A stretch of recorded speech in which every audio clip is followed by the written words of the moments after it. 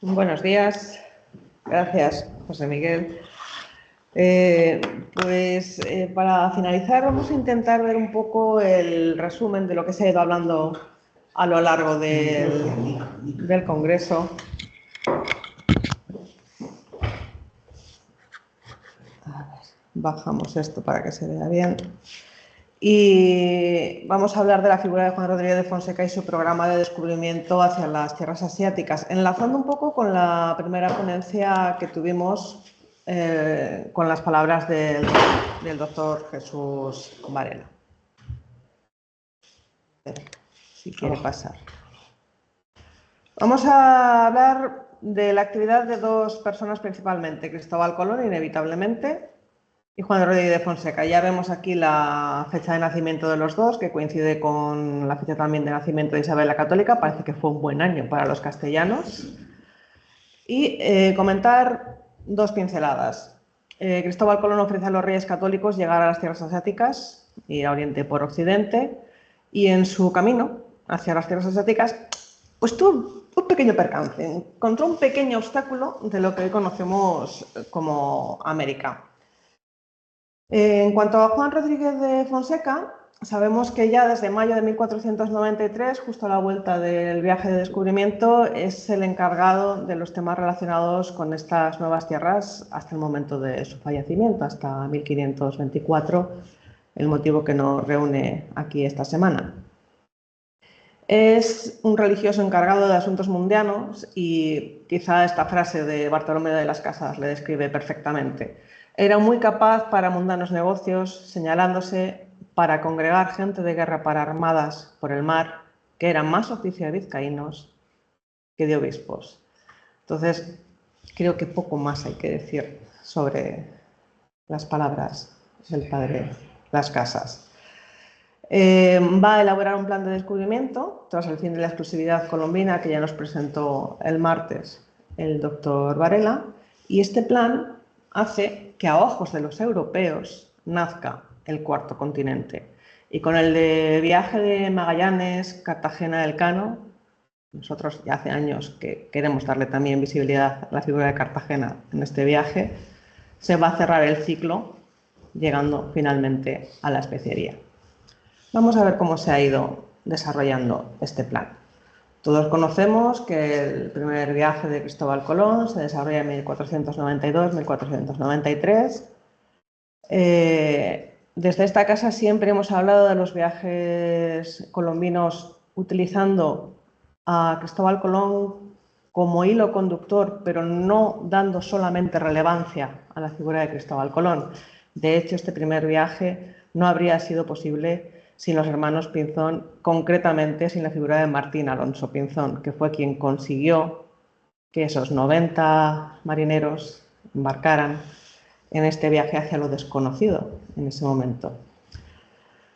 Además, Colón, jefe de la expedición, perdió su nave durante el viaje, perdió la Santa María y tuvo que viajar junto a Vicente Yáñez en la Niña. En la vuelta, además, se separaron las carabelas. El primero que llegó a tierra peninsular fue Martín Alonso, a Bayona, dando la noticia, la primicia del descubrimiento de unas tierras al otro lado del océano. Ya sabemos que Colón, bueno, pues otra cosa no, pero palabra y presumir era lo que le sobraba. Volvió primero a Lisboa, informó a Juan II. Desde allí, supuestamente por carta, envió de inmediato también la noticia a los reyes, pero la primera noticia llegó desde Bayona, de manera que cuando Colón llegó a Barcelona, donde estaba la corte, ya estaba allí un embajador portugués reclamando esas tierras que se habían encontrado al otro lado del océano. Por lo tanto, ¿cuáles fueron las consecuencias del descubrimiento? Pues un posible conflicto con Portugal al romper los acuerdos firmados en Alcáçovas,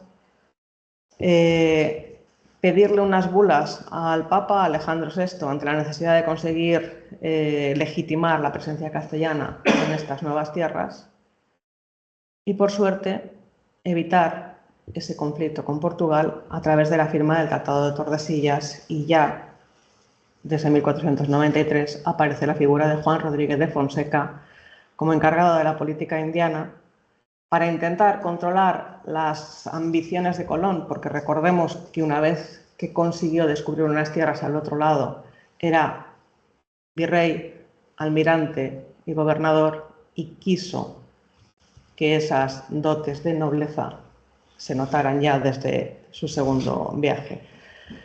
En este segundo viaje, que como decimos organizó Juan Rodríguez de Fonseca, algo de ello ya se trató el martes en la sesión de la tarde, va a estar organizada en teoría de manera bicefálica entre Cristóbal Colón y Juan Rodríguez de Fonseca. El gran gestor, el gran administrador fue Fonseca. Colón en tal caso se encargó de cuestiones marineras y solo en parte. Fueron 17 naves, 5 naos y 12 carabelas.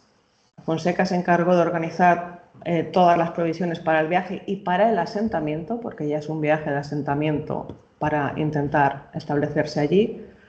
Fueron en torno a 1.500 pasajeros, 1.200 de ellos a sueldo, pero también sus familias. En este momento se trasladan hombres de campo, evidentemente hombres de mar, hombres de armas, una pequeña representación de los gremios existentes en la Castilla del momento. Vamos a tener constancia de que viajan con niños, también hay constancia de mujeres.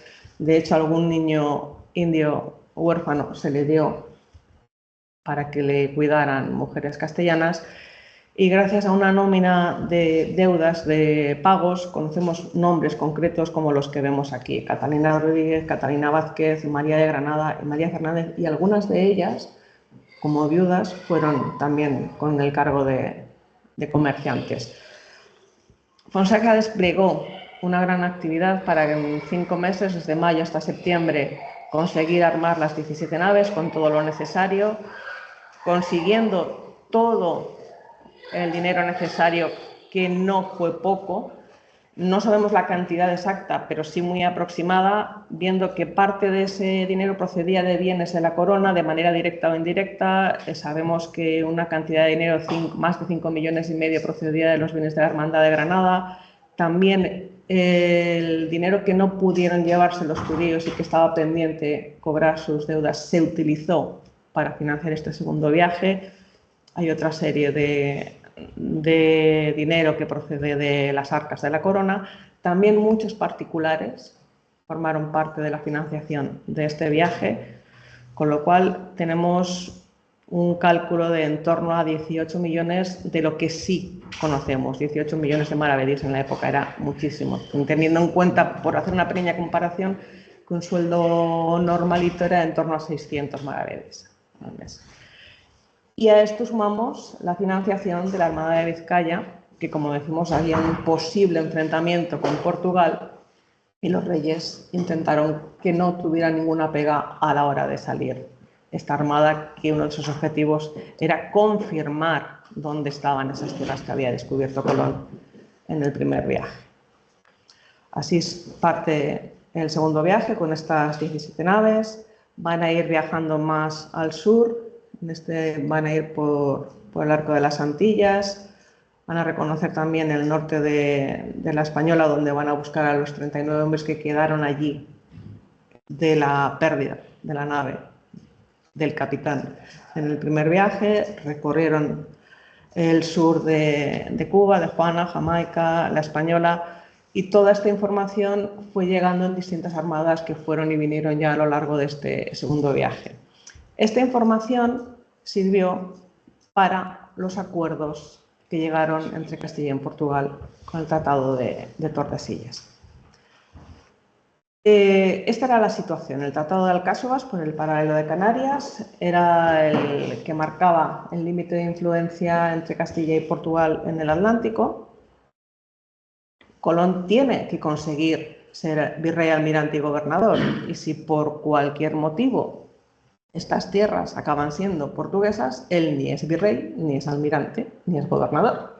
Entonces propone a los reyes en Barcelona cambiar esa división de ámbitos e influencias de paralelos a meridianos, y decide que la referencia de Alcáçovas, por el paralelo de Canarias, sea una raya que vaya de polo a polo, y que él propone que pase por Azores, Canarias y Cabo Verde, como vemos aquí. en ese momento no sabían que no estaban alineadas, lógicamente. Como decimos, hablando de los relojes, es algo que no se va a poder calcular hasta siglos después. Esa información es la que envían los reyes al Papa, a Alejandro VI, que para evitar posibles conflictos entre Castilla y Portugal propone que se desplace 100 leguas al oeste de Cabo Verde, que es lo que vemos aquí indicado. Con la información que envía Colón en este segundo viaje de las tierras que ha ido descubriendo, aquí vemos una raya roja para también curarse en salud y distinguir lo que se descubrió en el primer viaje y lo que se descubrió en el segundo. Vemos que Cuba está unida a tierra firme. Él está justificando que está en Asia, en el Catay y en el Zipango. Se van a firmar los acuerdos de Tordesillas y este sería el resultado. La primera raya, esta discontinua que vemos aquí, que él propuso en Barcelona, que fue aceptada por el Papa y propuso desplazarla 100 leguas al oeste de Cabo Verde, y propuesta que también fue admitida por los portugueses, pero pidiendo un ámbito mayor para poder regresar en su vuelta de la mina, que las corrientes les hacían meterse hacia el Atlántico, y piden desplazarlo a 370 leguas. Están repartiendo mar, no hay problema. Ese es un acuerdo que toman los representantes de Juan II de Portugal y de los Reyes Católicos. Y esta es la carta del Tratado de Tordesillas que pueden ver en el Museo del Tratado, y en la que hemos superpuesto la imagen de un continente americano actual para ver que habría sido algo totalmente tangencial a la raya de Tordesillas y que por lo tanto Portugal no debería haber llegado hasta esa zona, y en Brasil hoy en día no se debería hablar portugués, pero como decimos era muy difícil poder calcular la localización de esta raya en el mar. Así, en el segundo viaje envían esta información. Juan Rodríguez de Fonseca sigue tomando información de todas las armadas que van y vienen, como les digo, ya a lo largo de este segundo viaje. Cuando vuelve, ya no es tan bien visto en la corte, porque ya han ido viendo que su gobierno no es lo efectivo que él prometía, y le cuesta mucho trabajo, pero consigue un tercer viaje en exclusividad hacia las nuevas tierras, que es el que vemos aquí representado, que en este caso ya va a llegar a la zona de la actual Venezuela, al norte del continente sudamericano. Y si ya no estaban muy contentos con su idea y él tiene que justificar que ha llegado realmente a las tierras asiáticas, aparece ya como un elegido que tiene un sueño en el que le dicen que ha llegado al paraíso terrenal y que, bueno, que realmente no está encontrando todo literalmente como él esperaba, porque los clásicos no es que estén muy equivocados, que la parte que ellos conocen sí que es perfectamente redonda, pero la zona a la que él está llegando es el paraíso terrenal, en el que están los 4 ríos del paraíso, y que no es exactamente redonda, que tiene forma de pera o pezón de mujer, que es la teoría pezonoidal, que pueden ver ustedes en algunos libros que el doctor Varela y yo hemos escrito al investigar la vida de Colón. A partir de este momento, lógicamente, ya los reyes dicen, bueno, sí, paraíso terrenal y todo lo que tú quieras, pero estás como una jaula de grillos y ya no te vamos a quitar lo que has conseguido, vamos a respetar lo que has hecho hasta ahora, pero vamos a pedirle a tu guardián, a Juan Rodríguez de Fonseca, que organice un plan de descubrimiento para ver qué es realmente lo que has encontrado, dónde está y cómo nos podemos organizar. El doctor Varela lo ha estudiado perfectamente en este libro que ven aquí, la organización de los grandes descubrimientos españoles en América. Y es cuando en este momento, como ya nos comentó el martes el doctor Varela, aparece el cuarto continente, con los viajes de Ojeda, Cosa, Vespucio, Guerra, Niño, Vicente Yáñez Pinzón y Diego de Lepe en torno a los años 1499 y 1500, que se van a ver reflejados en el mapa de Juan de la Cosa, del que el artífice político fue Juan Rodríguez de Fonseca, y que evidentemente vemos que ya aparece un cuarto continente con la raya del Tratado de Tordesillas tangencial al continente americano. Aquí vemos la indicación de cada uno de los viajes que ya nos explicó el doctor Varela, con el resultado de sus primeros pasos de la política descubridora de Fonseca. Evidentemente ya se ve que hay una gran masa de tierra que no es precisamente el Catay y el Zipango donde han llegado, Y a partir de ahí se sigue con el plan de Fonseca de respetar lo descubierto por Colón hasta el tercer viaje, pero organizar nuevas expediciones a norte y a sur de manera simultánea en busca de ese paso. Evidentemente se organizan nuevas expediciones como la que ya nos mencionó el doctor Varela, la de Vélez de Mendoza, Rodrigo de Bastidas. El cuarto de viaje de Colón dentro de este plan descubridor ya no tiene ninguna exclusividad, es uno de tantos que consigue ir y además le costó mucho trabajo. Evidentemente el trabajo de Fonseca va en aumento. Él solo no puede centralizarlo todo y decide crear la Casa de Contratación en Sevilla en 1503. Desde allí se va a organizar la expedición de Vicente de Añez Pinzón y Solís en 1508.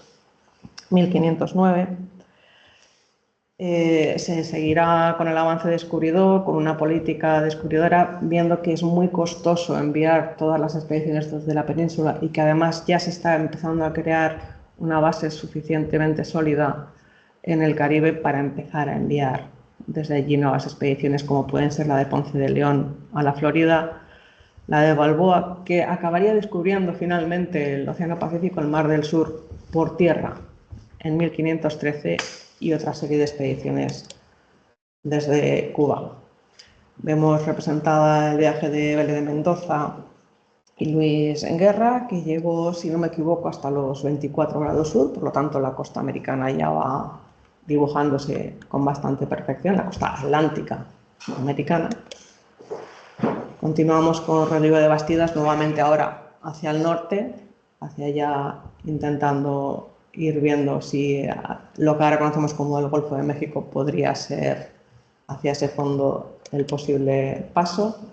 Y el cuarto de viaje de Colón, que insiste en esta nueva zona y va a llegar a las Guanajas, la costa de las Orejas, toda la zona de los Mosquitos, que bueno, yo francamente allí no podría vivir. Entre la humedad y los mosquitos yo sería un grano andante. Entonces, algo parecido les pasó a ellos. Ya nos comentó el doctor Varela que Colón acabó náufrago en Jamaica, le costó mucho volver, se salvó gracias a que pudo predecir un eclipse de luna. Entonces, bueno, todo esto enmarcado, como decimos, dentro de la política de Fonseca en su plan para llegar a las Islas de las Especias. Ya hemos comentado la importancia de la creación de la Casa de Contratación en 1503 para organizar toda esta cantidad de expediciones que se van creando. Y en 1504, a final de 1504, en noviembre, muere la reina Isabel.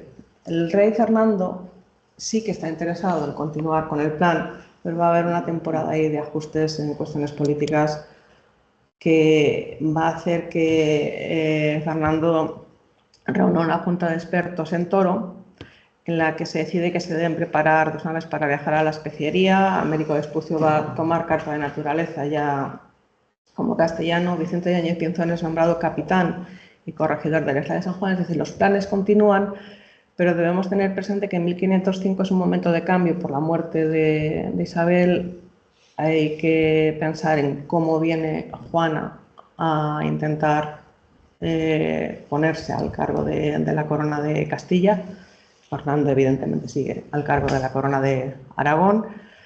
Y en esta Junta de Toro, además, debemos tener presente que Juan Rodríguez de Fonseca no está presente. Él va a estar precisamente en Flandes, intentando resolver la situación del viaje de Juana hacia la península.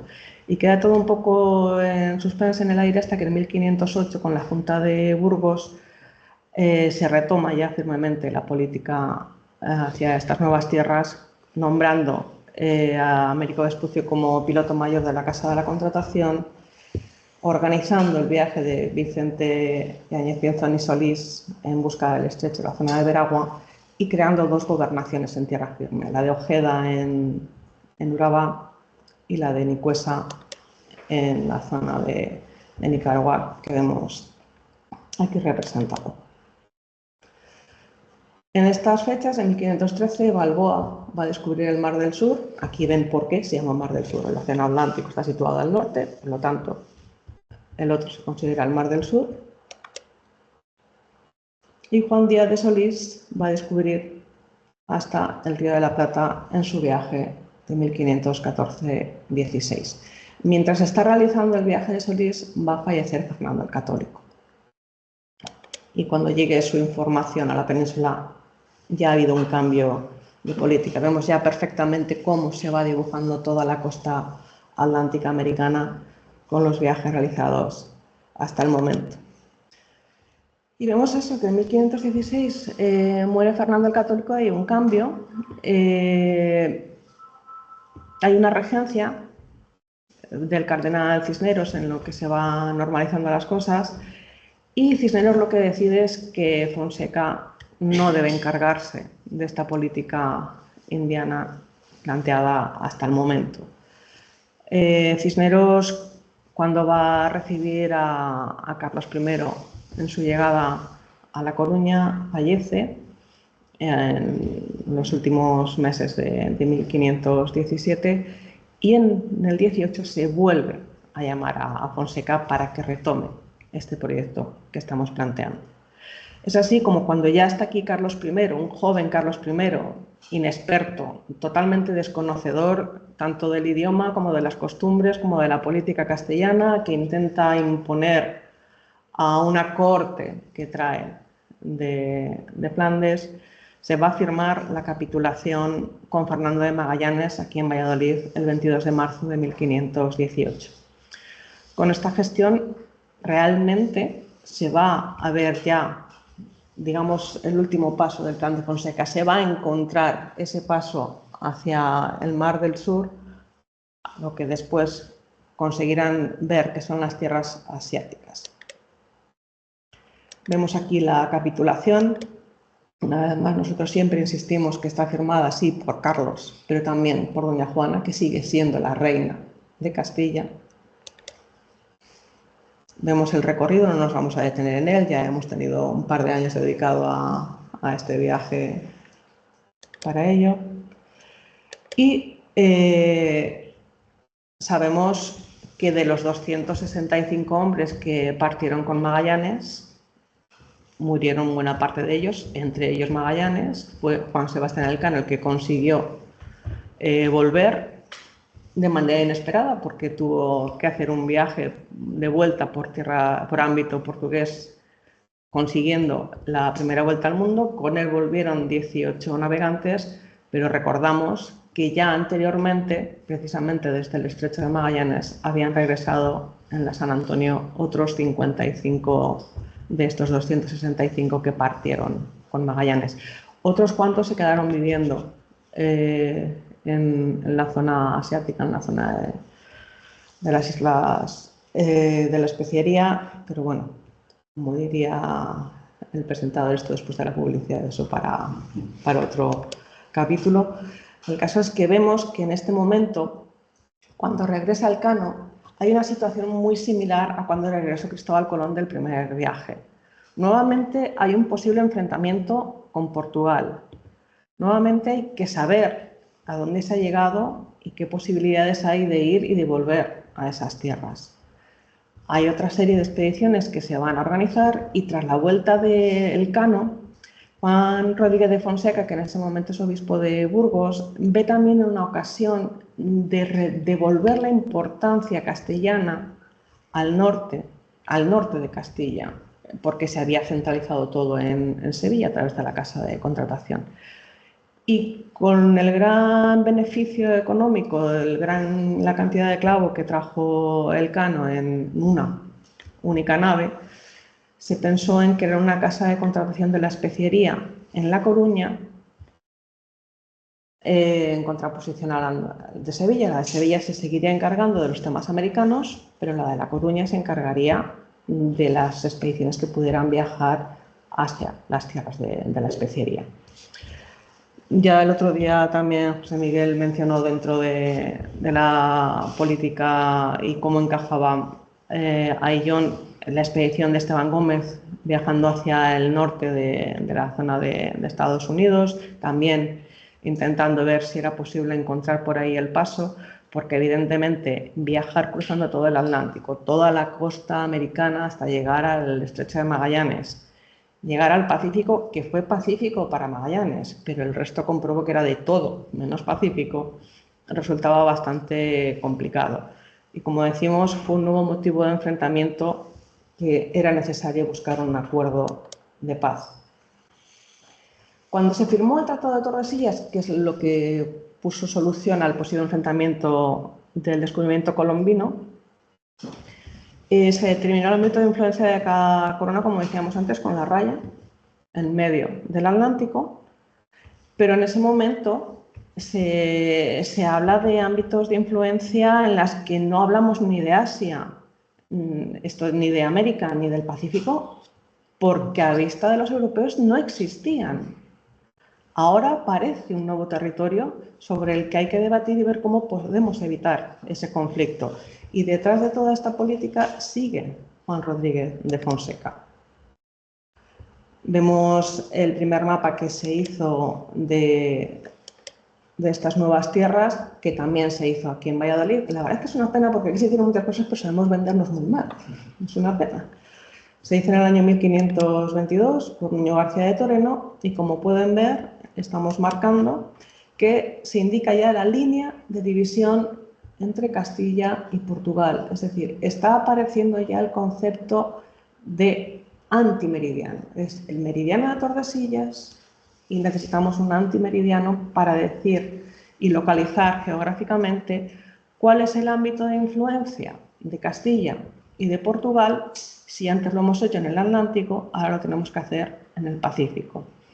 Hemos hablado también de la dificultad de poder localizar un meridiano, porque no tenían las técnicas todavía suficientes y además también la política y los intereses políticos decían que si lo localizo un poco más al este, un poco más al oeste, el antimeridiano también se desplaza a su vez un poco más al este, un poco más al oeste. Entonces, según donde ponga la raya del meridiano en el Atlántico, tendré más o menos territorio para Castilla o para Portugal en el Pacífico.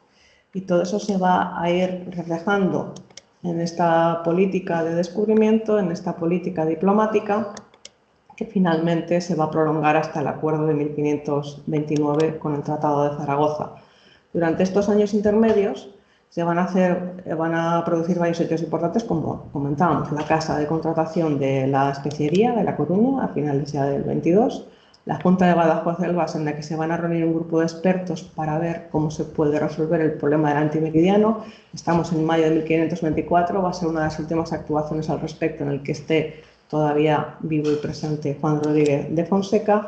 La boda de Carlos V con Isabel de Portugal, también se mencionó ayer, va a servir de manera publicitaria para que con la cartografía creada en el momento y que se va a regalar a representantes europeos se refleje visualmente cuál es el ámbito de influencia castellano y portugués y finalmente la firma del Tratado de Zaragoza. Para ello, como decimos, es necesaria una reproducción cartográfica de estos nuevos espacios que van a verse reflejados, por ejemplo, en la Carta Anónima de Turín, que ya se mencionó también, realizada por Nuño García de Toreno, en la que vemos el estrecho de Magallanes y en la que se localizan las Molucas, viendo a un lado y al otro su localización para decir que corresponden a una corona u otra. Nuevamente lo vemos en la de 1525, que conocemos como Planiferio de Baltasar Castiglione, que es una de las que se regaló con motivo de la boda de Carlos V. Y en esta ya vemos en verde el ámbito de influencia de la corona portuguesa y de la corona castellana, y nuevamente las banderas nos van marcando esos ámbitos de influencia. A partir de ahí nuevamente se ve que cruzar el océano Atlántico, el estrecho y luego el océano Pacífico es que es inasumible económica, humana y técnicamente, y se deciden organizar estas expediciones a tierras asiáticas ya desde el continente americano, desde la costa pacífica mexicana.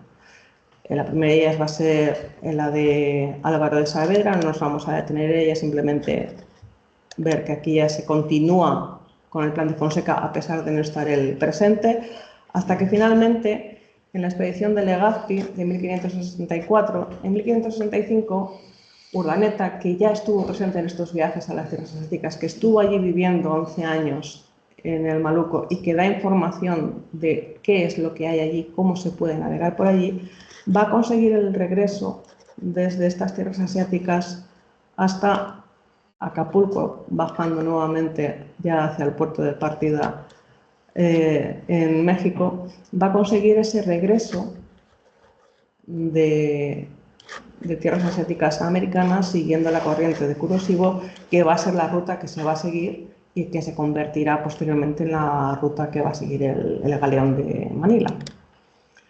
Por lo tanto, podemos concluir que el descubrimiento de Colón provocó conflicto entre Castilla y Portugal, que Juan Rodríguez Fonseca estuvo siempre actuando como eficaz gestor y diplomático en todo el proceso, que no se puede hablar de ganadores y perdedores en este caso, porque los dos consiguieron lo que querían, la idea que tenían, y que la pretensión de Colón de llegar a la especiería se vio obstaculizado por este cuarto continente, por el Mar del Sur, cuarto continente reflejado en la cartografía gracias al trabajo de recopilación de información realizado por Juan Rodríguez de Fonseca. Se firma el Tratado de Tordesillas.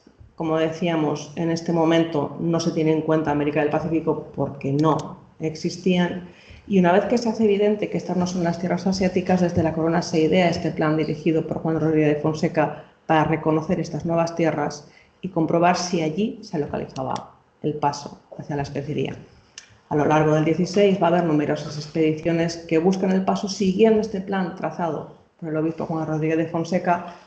Años después, lo que se buscó fue el camino de regreso logrado, como decíamos, por Andrés de Urdaneta en 1565. Los descubrimientos geográficos de estas expediciones harán que cambie el concepto del mundo y estos avances reflejarán en la cartografía, haciendo que Europa aprenda a conocer estos nuevos espacios como a través de las imágenes geográficas creadas en la Casa de la Contratación, institución creada y apoyada por Juan Rodríguez de Fonseca. Muchas gracias.